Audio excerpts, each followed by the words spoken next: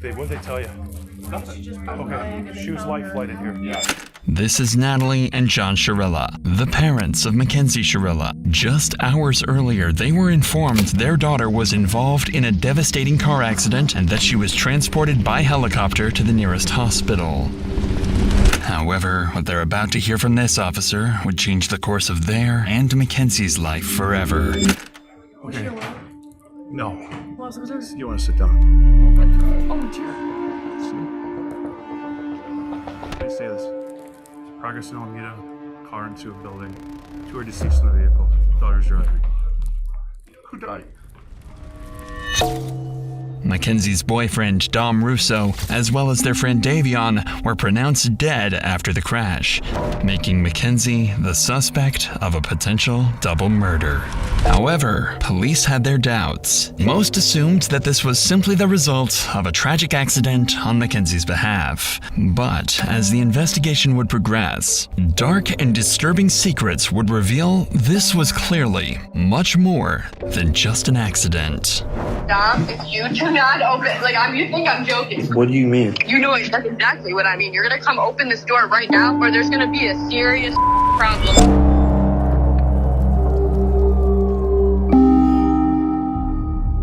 Around 1 a.m. on July 31st, 2022, Mackenzie, Dominic, and Davion were at a house party in their local town. They decided to let loose during this party and get extremely high on marijuana throughout the night, something Mackenzie had a regular tendency of doing. At roughly 2 a.m., Mackenzie approached the host of the party, Kelly, and asked if she wanted to take acid with her and Davion. This was a strange confrontation from Mackenzie since Kelly had never even heard her talk about acid, let alone use it. Kelly denied the offer, and Mackenzie, Dominic, and Davion left the party shortly after. Dominic then drove them to another friend's house where they just relaxed and watched South Park for the rest of the night. Everything was normal. It seemed like a regular night out for some college kids. And at precisely 5 a.m., the group left and went to drive back home. Here, Dominic's friend Davion asked if he could get a ride home, but Mackenzie insisted they were in a rush and couldn't. However, Dominic told Mackenzie to relax and let Davion hop in the back of the car, a decision that would forever seal their fate. The drive started out as normal, and both Dominic and Davion dozed in and out during the ride. However, suddenly, Mackenzie takes a different route, one that leads completely opposite of Davion's house, one that, just a few days earlier, she spent hours circling around, and without any hesitation, she stepped on the gas. Going over 90 miles per hour, Mackenzie flew past street cameras, and just out of the camera's view was a large brick building, and Mackenzie was heading straight towards it. Mackenzie miraculously survives the crash, barely, but still breathing. The others were killed instantly. The crash would remain unknown for 45 minutes until a local Samaritan spotted the wreckage and called Strongsville police, who quickly reported to the scene. This footage has been given exclusively to Dr. Insanity by Strongsville police. Viewer discretion is advised.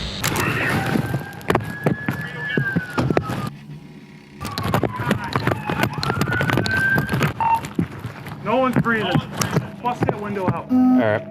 Oh my God. Who can hear my voice? Who's in here? Drivers. Radio.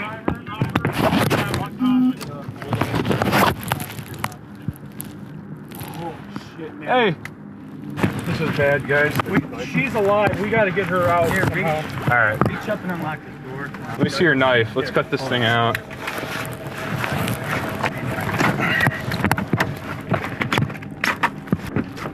There you go.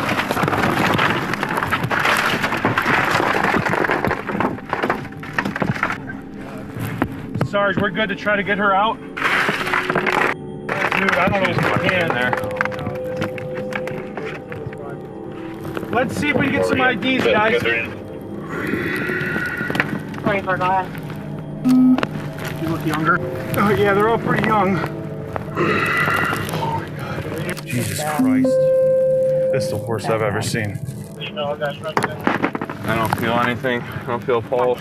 She's breathing. I saw her stomach. Her stomach's coming. Oh yeah. We got 2 that are gone. Yeah. When police realized Mackenzie somehow survived this wreck, they got medics and firefighters on the scene immediately to try and keep her alive. I mean, either she's drunk or high, or she just isn't from here, was going way too fast and didn't know where the road ended. It looks like they even went off the road up there. They did. But I mean, if you're hitting a building that hard, I just can't believe all the people that work up here, that are up here all night long, no one heard. They're in factory type settings. So. Yeah, well. And it's dark over there. That's insane though. Once they get her out, I'll go over to this building because I think there's a camera on the front of that building. I don't know if it's working, but I can always ask. As authorities work to save Mackenzie, the man who initially called 911 to report the incident arrives on the scene to give his side of the story. I was the one that called it in. You called it in? Yeah, I saw it. I was coming back from breakfast. Okay. And I pulled up to the corner there. Okay. And We saw appreciate it. you giving us a call. Yeah. Someone in it, obviously. Yeah. Yeah. All right. Yeah. So. That's a bummer. I didn't want to get stuck, and I'm like, I don't know what's going on. Right. No, I appreciate you giving us a call. Absolutely appreciate it. They fucking were hitting it, man. Yeah. I mean, obviously. Because I saw that front end They definitely hit it hard. destroyed. Right. All right, well, what a way to start your Sunday. I guess better than theirs, huh? Right. I appreciate the call, sir. Thank you. It's clear the driver was recklessly speeding before hitting the building, so police are quick to collect evidence and figure out the names of everyone in the car and what truly happened leading up to the crash. Grab everything over here. We'll just take it back to the property room. You want me to just take the whole bag? Yeah, throw it all in there. Anything relevant? All right, real quick. 2 phones. One's dead. Is there anything else over here? Rest in peace, buddy. He's gonna go verify with the BMB image, but Holy smokes. Dominic, her boyfriend. Okay. How old is Dominic Russo? 17? 19? All right, guys, I'm turning off. I think that's it. I don't see anything else. You? All right.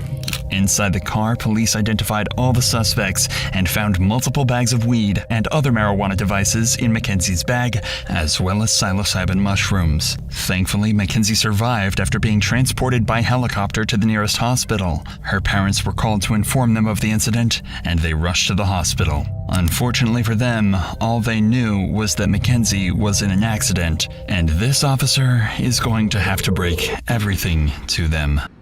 What did they tell you? Nothing. Okay, she was life flighted here. Yeah, I wouldn't know that. Okay. No. What was that? You want to sit down? Oh my god. Oh, dear. Wait, say this. Progress in Alameda, car into a building.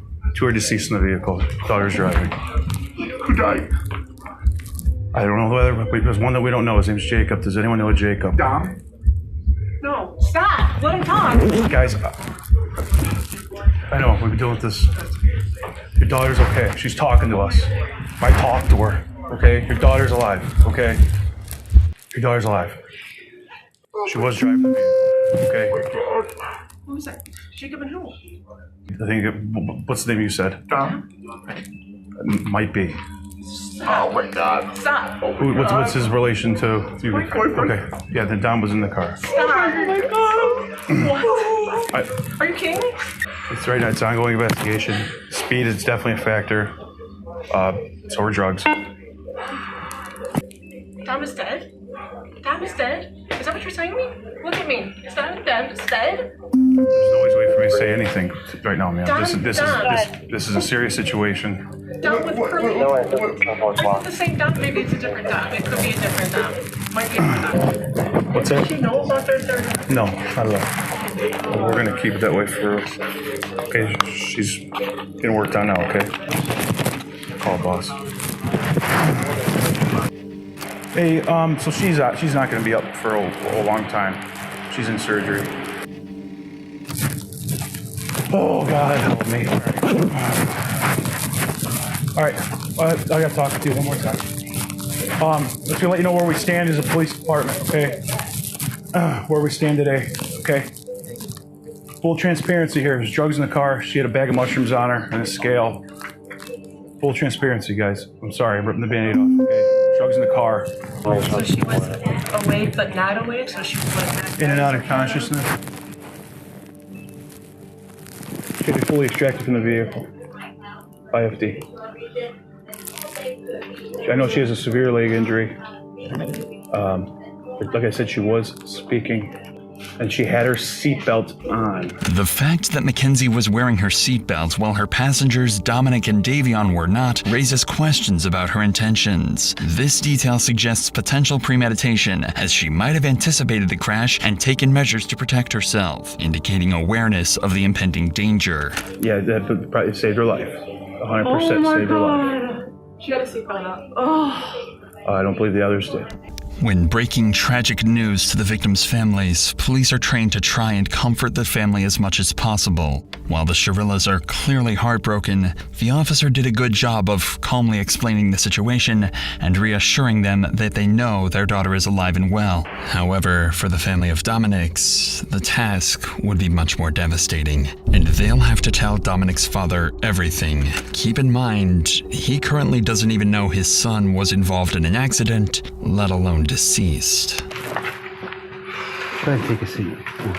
So, You know what time it happened at? no, we don't. Right now, what we do know 100% is somebody called it in, somebody passing by at around 6:15, 6:30. Called in, what, the car was just smashed somewhere? Yeah, so what it appears that happened is they were going westbound on Progress from Pearl Road. They went... Right here in Strongsville? Yeah, in Strongsville. That business that's right on Alameda, right where Progress ends, that's dead ends right there, they hit that building. They hit the sign out front and then they hit the building. Would they fall asleep at the wheel or something? Don't know. We don't know that. We don't know that. So 2 kids are dead, my son's dead, another kid's dead, and Go the ahead. girl's in the hospital? She's in surgery right now. Oh my God, huh, Chris? I mean, another family member or a friend or anybody that you might want us to call on your behalf? No. This is a nightmare. Is somebody called in at 6:30 in the morning? Between 6:15, 6:15, 6:30, yeah. Came upon it, passing it by. Yeah. Oh my gosh. This is horrible. She was in her car? It was in Mackenzie's car, yeah. Yeah. Oh my gosh. Is she gonna make it or you guys don't know? We right now we don't know. She's in surgery right now, so we don't know. So. A few weeks after the incident, Mackenzie left the hospital and returned to her normal life. She thought everyone concluded the crash was the result of a brutal accident and nothing further. It was even reported Mackenzie and her mother had applied to a Los Angeles modeling agency and had fully moved past the incident. What's even more disturbing is, on the Halloween of 2022, Mackenzie went to her first party since the crash. And her Halloween costume? A detailed corpse with fake blood smeared across her mouth. Mackenzie's parents even approved of this morbid outfit and said Mackenzie, quote, deserved some fun after the crash. It almost felt like Mackenzie was almost trying to let people know the crash had malicious intent, and she wanted to rub it into the world that she got away with her crimes. But little to her knowledge, detectives were working around the clock to figure out what really happened the night of the crash, and they would find far more than they could have ever expected. To factually solve this case, it's critical for detectives to understand exactly what happened leading up to the crash. Luckily for them, Davion's phone was connected to a safety app called Life 360, which allows friends and family of Davion to track where he is at all times. I just want to show you. Oh no, explain it. So this is when they were going down Progress Drive, and then you know how there was like tire tracks before it, like on that side grass. So that's the sign. That's when it hits the sign. And then that's where she curved exactly right on. Gotcha. Missed those 2 rocks and went right into the sign, the side of it. But I'm just confused on how the back of the sign was messed up. But she went right into that wall. Right.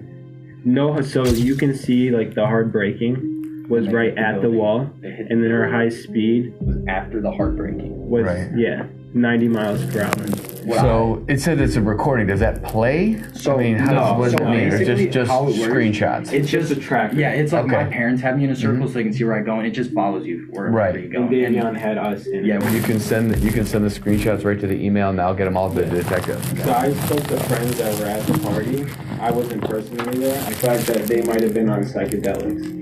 Mackenzie was the driver, and they said that she took a nap. But if you know psychedelics, that's like a 8-hour to 12-hour, like you cannot sleep. Yeah, you cannot sleep. You can see the exact time they left the house. I don't know. That's fine. So you can just send everything right there. All right. In addition to this information, the car's black box recorded the gas pedal was pressed down to its fullest extent while driving towards the building. Another one of Dominic's friends was connected to Life 360 and had a very clear opinion of what he thought this evidence could be interpreted as. To me, right here, if you looked at the tracks, and you guys probably have pictures of them, it looks like the person in the front seat tried to turn the wheel because of the fact they were going to go straight into a wall. And it doesn't say she heart broke once. It was 90 miles per hour down that whole road. And I also think because of Kenzie's and Dominic's history, that they were fighting. I think Davion went on his phone to distract himself from the fighting. Although they were on drugs, they can also still be fighting with being on drugs. It could have just been like a careless mistake. Like, I don't think Kenzie, even if she was like at road rage, if she was arguing, I don't think her intention was to kill two people no matter what. However, while this evidence is useful and certainly adds suspicion, it doesn't fully reveal Mackenzie's intentions leading up to the crash. Detectives are still uncertain whether or not this was truly an accident or if something much worse was in play. This is when police conduct a series of interviews with Dominic and Mackenzie's closest friends and family to see what their opinions are and if they have any additional evidence to help the case. And they would find much more than they had anticipated. You understand, you're not under arrest. Yeah. You walk out anytime you want. We have approximately 10 questions that we wanted to ask you. And so, how long were you guys in a relationship, you and her? Well, we were all friends in a friend group at first. I ended up dating her for a little bit, like probably over the summer. I was only dating her for probably like a month and a half or like 2 months. And then me and Dom found out that she was cheating on us basically, but it wasn't like anything official, so it wasn't no hard feelings, like with whatever happened. I just kind of was like, after me and Dom found out about that, we didn't have no problems with each other and nothing, but they were on and off, and I kept on talking to her still while they were on and off, because we were all still in the friend group and stuff, so, and then we kind of just like stopped being intimate, you know what I'm saying, and we're just friends. So, describe the relationship. What was she like as your girlfriend? Like, I didn't really have much with her relationship-wise because we didn't date that long, but like friend-wise, like she was crazy, like She like mentally just not all there? I mean, yeah, I don't think she's just mentally all there. Like, I personally feel like she was trying to kill herself in that crash, and she failed on doing so. Why did Dom put up with this? Do you know? I've personally been told that she did voodoo on him. She has told people that she's put a spell on him so that he couldn't break up with her. That she had like grabbed a piece of his hair, and that she had a doll in her room for Dom, and that she had literally put a spell on him, is what she would tell everyone. And, like, she truly believed in that kind of stuff. And she also uses the pendulum, I know too, to try to get answers. But she tries to use it now to talk to Dom. Do you think Mackenzie has it in her to drive a car into a wall? I mean, if you guys speculate that she did it on purpose, do you think she has it in her? I feel like if she thinks that she can just drive the car into the wall and not feel nothing, you know, like, I feel like the only reason she survived is because of how small she is. Like, I feel like she got insanely lucky, but at the same time, not lucky to have survived that, because it's like she killed 2 people, if that was what she was trying to do. But it's like, I feel like that's what she was trying to do, was crash the car into the wall. Next, police interview Angelo Russo, the older brother to Dominic. Angelo was one of the closest people to Dom and would give everything police need to know about Dominic and Mackenzie's relationship. You mentioned that anytime Dom would kind of want to break up with her, she kind of would go crazy. Describe crazy, like what kind of crazy? Like, there is times where she called Dom and said, if you break up with me, I'm going to, word for word. What do you think happened? I think, off of what I know and off my assumptions, Dom tried to break up with her multiple times, even in July. They kept not like working out, whatever. They kept making back up. Mackenzie's known to be the kind of person that she's let us know she will never let go of Dom. And if she has to let go of Dom, she will not go on living herself. She's pretty much let that be known. You're going 94 miles an hour. You don't have a very fast car to begin with. You were stomping that gas pretty much that whole entire time. There's no brake marks on the street at all. Even before the hit, you would think that some type of instinct would kick in and slam on the brakes. But to my knowledge, she went straight into it. To me, it seems like they were in a fight. I think that she took it upon herself to purposely crash into that wall. I think that he must have been trying to talk her down the whole time. They swerved off to the right at the end. I think he might have grabbed the wheel towards the end of it, maybe trying to spin him or something. Who knows? She could have been bear hugging it. I don't know. They're hitting bumps too. They're going 90. He could have not, I don't know what's going through his head, you know?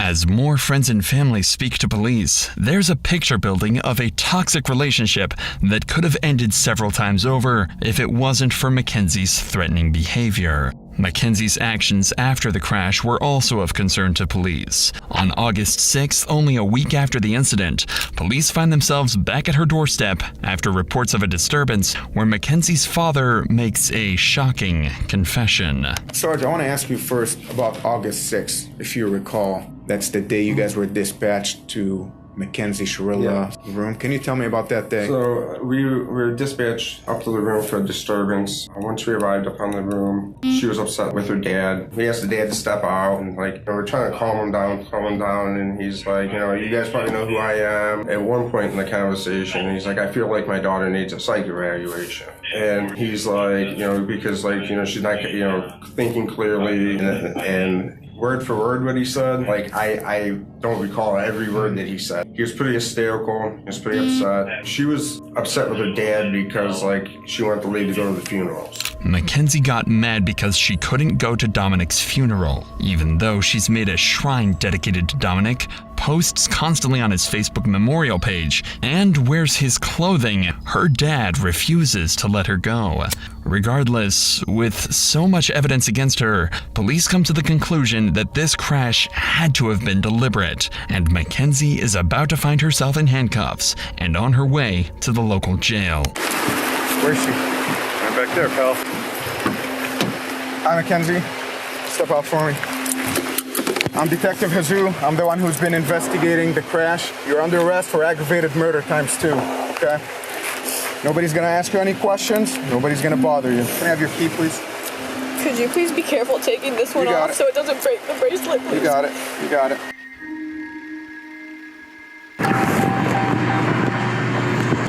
Recording. Mounted. Wi-Fi connected.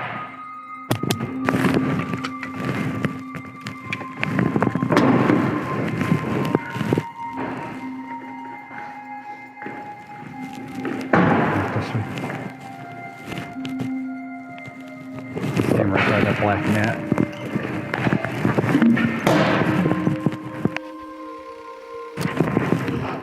What's your first name? Mackenzie. Okay, Mackenzie, I'm gonna take your handcuffs off. I need all the jewelry and everything to come off, okay? I can't wear any of it. No, I need you to take it off while you're in the jail right now. When her parents find out she's been arrested, they head straight for the station and immediately confront and fight with the officers. But I need to speak to my daughter because you guys aren't allowed to speak to her at all. That's from the Lord. How you guys did this on the weekend is just, all you do is go, hey, there's a warrant for her. We would have brought her right down here with no problem. Unbelievable. I mean, she's 18. So the warrant was issued today, so we... Well, you could have made a phone call, couldn't you? You had your creeper out in front of my yard watching. She can't take any, she's an adult, she can't take any phone calls right now. Okay, well, I still need to speak to my daughter so she understands whatever, not to say anything to you guys. Whatever We had to roll out the whole mass to pick up an 18-year-old girl who could hardly walk out of a hospital visit. It's just beyond me. So we follow the law, and that's what we're doing today. Am I going to be allowed to have a 2-minute conversation with her? You cannot talk to her while she's here. Why doesn't she get a Well, phone she has call? legal If you arrested her, why representative. don't she get a phone call? She was just brought in. They're going to process her. As soon as they get the time for her to make a phone call, she will be able to make a phone call. She's a lawyer. She does have a lawyer. She is 18 years old and she could speak that. Yeah, but she's a dumb 18-year-old that just turned 18. Well- and these guys are going to take advantage of her. She's not allowed to speak to you guys. I'm telling you Listen, that. her from attorney lawyer. can call us. Don't ask her any questions. Her parents don't want Mackenzie to talk and demand a lawyer is present. Mackenzie is going to need that lawyer, as she's going to have to face the consequences of her actions in a court of law. She's tried as an adult and decides not to be tried by jury, leaving her fate to a judge. Despite the defense's claims that she lost consciousness, the evidence against her proves this claim was a lie, and the prosecution believes she crashed the car as an easy way out of the relationship. The judge agreed, and on August 14th, 2023, Mackenzie's fate was finally sealed. This is the type of evidence you can never unsee. You can never forget the visual or audio of this exhibit. It's chilling and tragic. As you review that exhibit, you know that you are watching the oncoming deaths of two people, and there is nothing that will stop it. Exhibit 802 crystallizes the deadly decision-making of the defendant. She morphs from a responsible driver to literal hell on wheels as she makes her way down the street. The mission was death. Mackenzie alone decided to push the pedal to the floor and demand the ultimate speed of that vehicle to 90 to 100 miles per hour. Mackenzie decided death was the ultimate goal that day, and she alone made that decision for Dominic and Davion, and she continuously acted in a manner to achieve her purpose. In the early morning hours of July 31st, 2022, her purpose was to kill Dominic Russo and Davion Flanagan. Her actions were controlled, methodical, deliberate, intentional, and purposeful. This was not reckless driving. This was murder. On August 14th, Mackenzie was found guilty on 4 counts of murder, 4 counts of felonious assault, 2 counts of aggravated vehicular homicide, 1 count of drug possession, and 1 count of possessing criminal tools. She's facing 15 years to life and is currently being held in the Ohio Reformatory for Women. Her first opportunity for parole will come in October of 2037.